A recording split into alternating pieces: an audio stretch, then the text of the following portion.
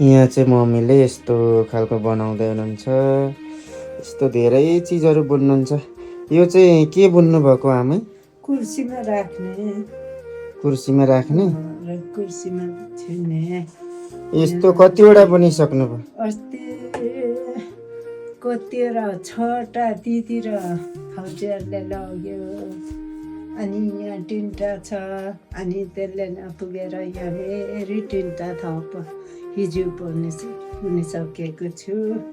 अब धोएर माथि राख्नु पर्ने। पछि मान्छेहरू धेरै हुँदा डक्क यहाँ राख्ने। यस्तो चाहिँ के बुन्नुहुन्छ हो हातले? म झोला बुन्छु, अनि टोपी बुन्छु, थैली बुन्छु। कसरी सिक्नुभयो यस्तो? पेटा बुन्छु। मैले हजुरहरू अलिअलि बुन्ने त थियो कि, तर बिहाबाट सिक्दा पनि मान्छेकोबाट सिक्न सकिनँ। अनि आफै खुट्टामा केमा धागोहरू बाँध्दै आफै सिकेँ पछाडि आफै यस्तो जान्ने भइगयो।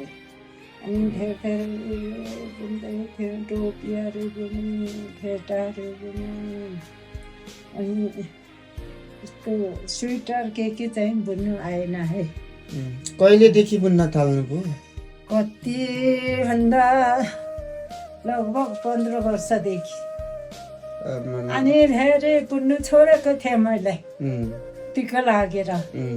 अनि फेरि 60 वर्ष पुगेपछि, अब 60 वर्ष बुझिनु फेरि छोरालाई पछि मेरो चिनो राख सोनेर तपाईँहरू सबैले एउटा एउटा छोला बुनेर छुर्ती राखेको। अनि त्यो बुनिसकेपछि अब फेरि नबुन्नु पर्यो भनेको फेरि यसो बसिराख्दा बुनौँ लाग्छ कि। अनि फेरि त्यस्तो यो खुर्सीहरू कसैले उस्तो गरेन।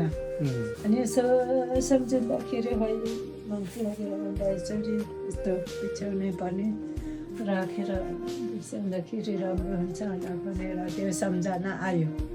अनि कस्तो खालको बुन्दा ठिक छ होला भनेर फेरि विचार गरेँ, बुझ्न थालेँ। अनि यस्तो छ यो सादाहरू बुने। अनि फेरि यो चाहिँ टिकटकमा सिकेको यो खालको चाहिँ। तपाईँले नि टिकटकमा सिक्नु भएको? टिकटकमा यो चाहिँ यो मात्रै सिकेँ, अरू जानिनँ। अनि यो बुने। अनि फेरि पछाडि सम्झिँदै लाग्दा फेरि यो बुट्टाहरूले बुन्नु मन लाग्यो। अनि कसो गर्दा बुट्टा कस्छ भन्दै सम्झिँदै बुन्नु थालेँ। मम्मीले पनि टिकटकमा सिकेर पनि बुन्नुभयो? कुन पो टिकटकमा सिकेको? यो टिकटकमा सिकेको धेरै। अनि फेरि अलिक बाक्लो बनाउनु पर्यो भनेर यो धागो टबल बनाएर बुनेको। टबोली पनि टबल बनाएर। अनि यो बाक्लो भयो।